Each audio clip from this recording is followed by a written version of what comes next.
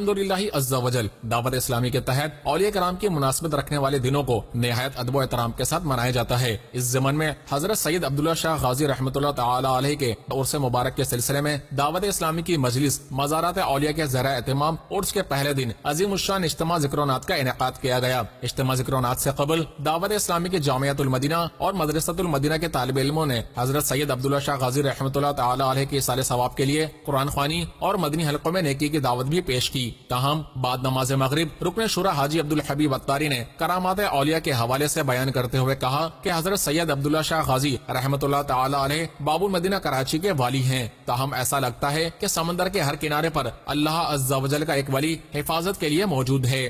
یہ والی باب المدینہ ہیں، اللہ کریم نے انہیں وہ مقام عطا کیا ہے، بلکہ شہر کراچی والوں پر ایک خاص کرم میں نے یہ دیکھا ہے۔ علماء بھی فرماتے ہیں کہ سمندر کے گویا ہر کنارے پر اللہ کا ایک ولی حفاظت کے لیے موجود ہے۔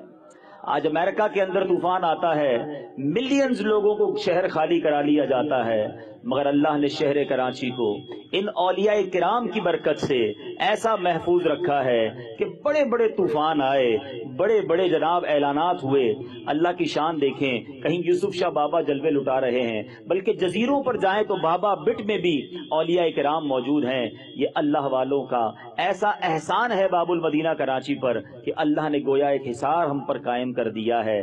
اللہ ان کے فیضان سے ہم سب کو مستفیض فرمائے۔ اپنے شورا نے قرآن و حدیث کی روشنی میں اولیاء کرام کی شان بیان کرتے ہوئے کہا کہ ولی اللہ کے لیے سب سے پہلے ایمان اور پھر تقوی اور پرہیزگاری یہ شرائط کی حیثیت رکھتی ہیں۔ تاہم اولیاء کرام سے محبت کا تقاضا ان کی سیرت پر عمل پیرا ہونا ہے۔ قرآن مجید فرقان حمید میں رب عز و جل ارشاد فرماتا ہے، ترجمہ کنز الایمان سن لو، بے شک اللہ کے ولیوں پر نہ کچھ خوف ہے نہ کچھ غم، وہ جو ایمان لائے اور پرہیزگاری کرتے ہیں۔ سبحان اللہ۔ ایک اور جگہ رب تعالی ارشاد فرماتا ہے، اولیاء تو پرہیزگار ہی ہیں۔ یعنی اولیاء کون ہوتے ہیں سمجھیے ذرا، ولی کس کو کہا جاتا ہے؟ معلوم ہوا کہ ولی اللہ کے لیے سب سے پہلے ایمان اور پھر تقوی اور پرہیزگاری یہ شرائط کی حیثیت رکھتی ہے، یہ کنڈیشن کی حیثیت رکھتی ہے۔ یاد رہے، کوئی بے دین، فاسق، فاجر یہ اللہ کا ولی نہیں ہو سکتا۔ بیان کے بعد رکن شورا حاجی عبدالحبیب اتاری نے حضرت سید عبداللہ شاہ غازی رحمۃ اللہ تعالی علیہ کے مزار پر انوار پر حاضری اور فاتحہ خوانی بھی کی۔ حضرت سید عبداللہ شاہ غازی رحمۃ اللہ تعالی علیہ کے عرس کے موقع پر دعوت اسلامی کے زیر اہتمام عظیم الشان محفل اجتماع ذکر و نعت کے انعقاد پر محکمہ اوقاف کے مینیجر احمد علی انڑ کا کہنا تھا کہ اس اجتماع کی برکت سے انہیں بہت کچھ سیکھنے کو ملا۔ تاہم ان کی کوشش ہوگی کہ آئندہ عرس کے موقع پر دعوت اسلامی کے تحت تینوں دن بیان کا سلسلہ جاری رہے۔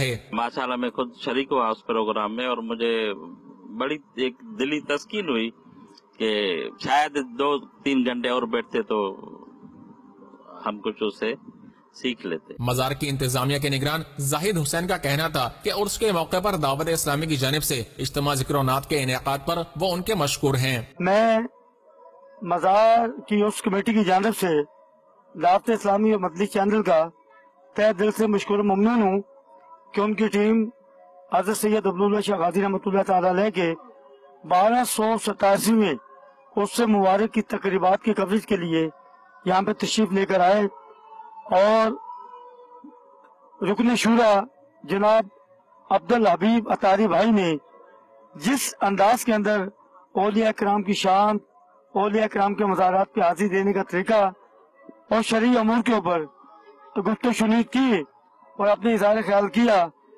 وہ یقیناً مزارات کے ماننے والوں کے لیے مشعل راہ ثابت ہوگا۔